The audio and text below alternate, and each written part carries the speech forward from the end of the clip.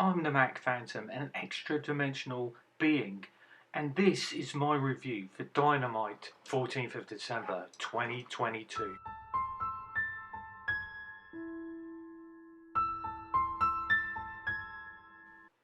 So here we go again, the fourth match. Fourth as 7. So it's Death Triangle versus Kenny Omega and the Bucks. Nick Jackson takes a kayfabe injury to his ankle, but then he comes out and he helps out Kenny and his brother. But 7 of these matches, really? And then there's a fear factor on the hardest part of the ring, which of course is the apron. But then eventually Death Triangle used a hammer on Nick's injured ankle and he taps out. Kenny after the match has a segment, and I agree with him, there was way too much talking in this episode. But for the last few matches of this best of 7, they are going to mix up the stipulations, say like having a ladders match or a no disqualifications match. Then we have MJF backstage. At least he doesn't go on about the bidding war of 2024. He just rips into Ricky. Then the Acclaimed are coming down to the ring. Max is doing his rap. But of course, you can't have a promo without it being interrupted. So we have Jay Lethal, Sanjay Dutt, and 1 in a billion laying into the Acclaimed. Then we get Jeff Jarrett, but thankfully he just doesn't pick up the mic and go on for too long. Then we're backstage. Chris Jericho says Daniel Garcia's got to shadow Sammy.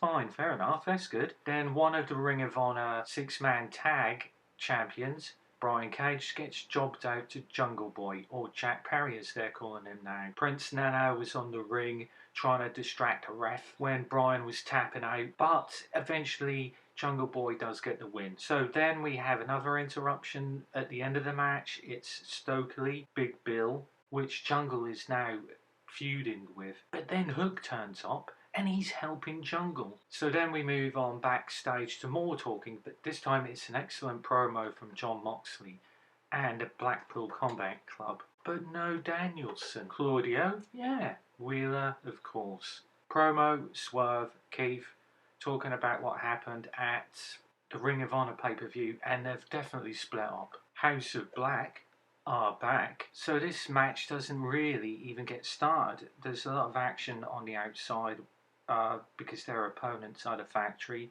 The Factory take a kicking. I'm not even sure who was supposed to be facing them other than QT Marshall.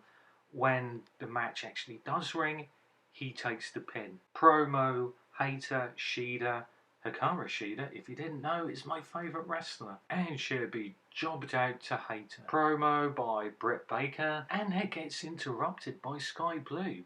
Sky Blue and Britt are going to go on Rampage and have a match. The next match I honestly thought was a jobbers match, squash match, but it wasn't. It's Chris Jericho, Action Andretti actually beat the Ocho. So thank you, Chris Jericho. It's not like you're ever going to see this video, but, you know, thank you. Chris Jericho is the man. He knows how to give back to the business. Then we've got FTR building up a match with the Gun Club. Ruby and Ty Mello was an amazing match. I really liked it. I don't know what it is about Ty Mello that I just find annoying, but she does it really well. Then Anna Jay struts down to the ring, or does like a power walk down to the ring, kicks in Ruby's head, but of course not physically. But I was hoping that Willow Nightingale would come down to the ring, but she didn't. Then Hangman talks backstage, really good promo. Then another one, but this time with the legendary Dustin Rhodes and Best Friends. Our Dynamite main event is MJF and Ricky. I didn't think Ricky would win this. I was hoping they would split it up and kind of have the diamond ring and the belt separately so Ricky could win the ring eventually, and then but maybe lose, of course, to MJF for the belt. But MJF was doing his classic very good heel, flipping off the crowd, but eventually Ricky sadly did lose. I was hoping he'd at least, like I said, separate this and let Ricky win the ring. Then we found out where Danielson was.